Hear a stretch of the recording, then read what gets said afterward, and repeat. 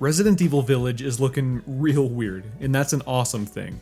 The Resident Evil games have always been a little on the weirder side, one-liners about Jill sandwiches, You were almost a Jill sandwich. You're right. undead Napoleon, boulder-punching, roided-out Chris Redfield,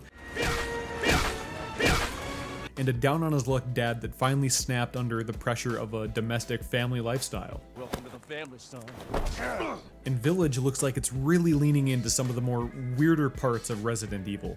Resi has gone in a lot of different directions over the years, but this one, werewolves, vampires, gargoyles, voodoo, this could really open up a lot of possibilities for the franchise. Village is proving even more so than 7 did that Resident Evil has so much more to offer than just zombies and mutant biomonsters. I've been lucky enough to play all of the demos that have come out so far, and the characters, the setting, the atmosphere have honestly just blown me away. It's kind of like Resi 4's aesthetic meets classic movie monsters with some voodoo and witchcraft sprinkled in. And the characters of Village are already some of the most iconic and beloved in the franchise. And without spoiling anything, it gets so much weirder. And even Ethan, who was more or less previously just a vessel for the player, is getting kind of the Isaac Clarke treatment from Dead Space, where he actually talks a lot more now and his character is being more fleshed out the second time around. You killed Mia. Now do me and finish the job. One thing that Village definitely improved on from 7 is the enemy variety. And there's super light spoilers right here, so if you don't want to know about some of the enemy types you'll encounter, because there's a few that have shown up in articles and not really in any of the demos or trailers, feel free to skip ahead if you want. But from what we've seen so far, there's a bunch of different kinds of werewolves, or lycans I guess, blood-starved vampires, the Three Sisters, this guy Heisenberg, giants, giant fish, gargoyles, and Lady Step on Me Dimitrescu, who is gonna give Mr. X a run for his money.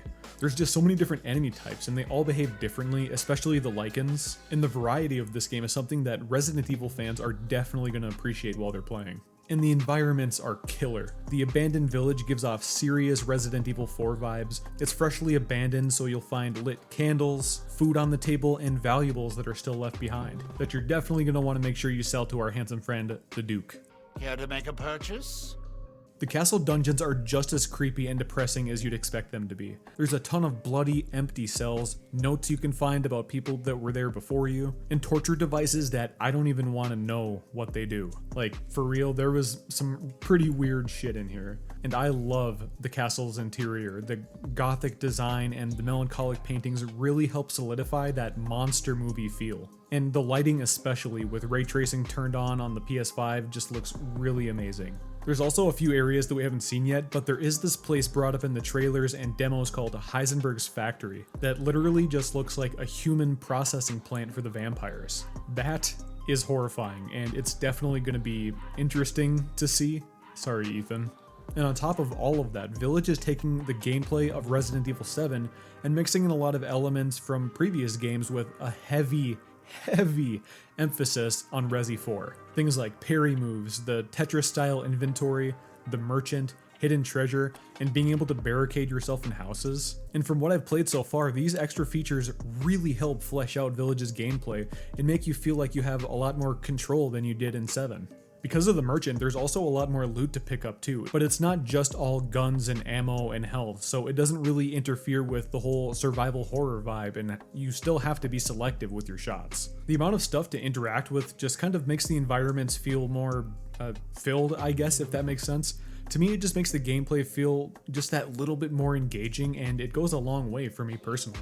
I just think it's fun to find cool stuff that you pick up every once in a while. In the castle demo, when you're in the dungeon, there's this part where you can find this letter from, I forget their name, but let's call him Bob. So you find this letter about Bob talking about how they've turned into a monster. And then in that same dungeon, you fight a group of these like kind of blood-starved vampires, and after you kill one of them drops this necklace that's called Bob's Necklace. I was a little sad knowing that I killed Bob, honestly, but it's just one of those cool, like, environmental storytelling, attention to details kind of thing that I really like. The aiming and gunplay has been tightened up a little bit from 7 because Ethan is a little bit more experienced, but make no mistake, Ethan is still just a dude. But now he's just a little more seasoned from dealing with the Bakers, so now he's got a couple tricks up his sleeve, like doing badass reloads and being able to shove enemies back. And even though ammo and action are a little bit more common this time around, the game still balances action and horror extremely well. One of my favorite moments I had while playing the demos was actually in the village demo, where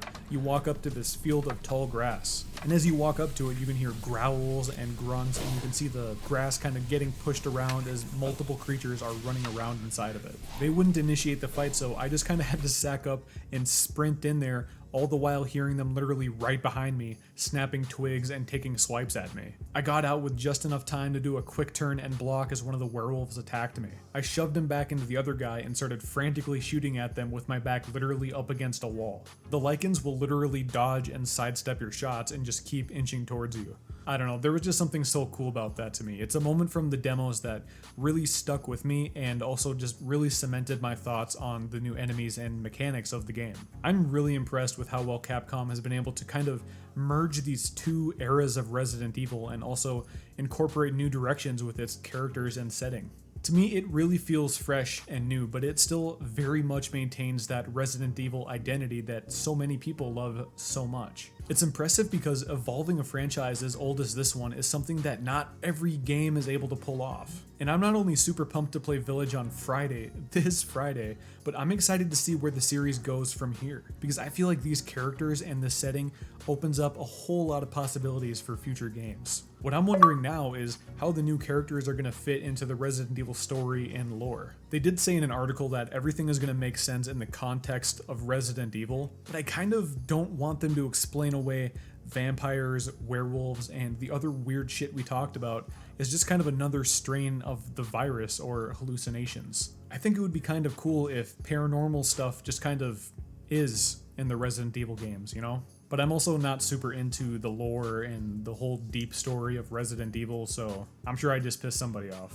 I'll be playing Resident Evil literally all weekend, so if you want to see more Resident Evil content, let me know by hitting a like and leaving a comment letting me know what you thought of the video. But thanks for checking out the video, guys. I really do appreciate it. If you want, you can follow me on Twitter @NickRespawns, and be sure to leave a like because it really does make a big difference with getting this video out there to more people and helping my small channel grow. Thanks again, guys, and until next time, have a good one.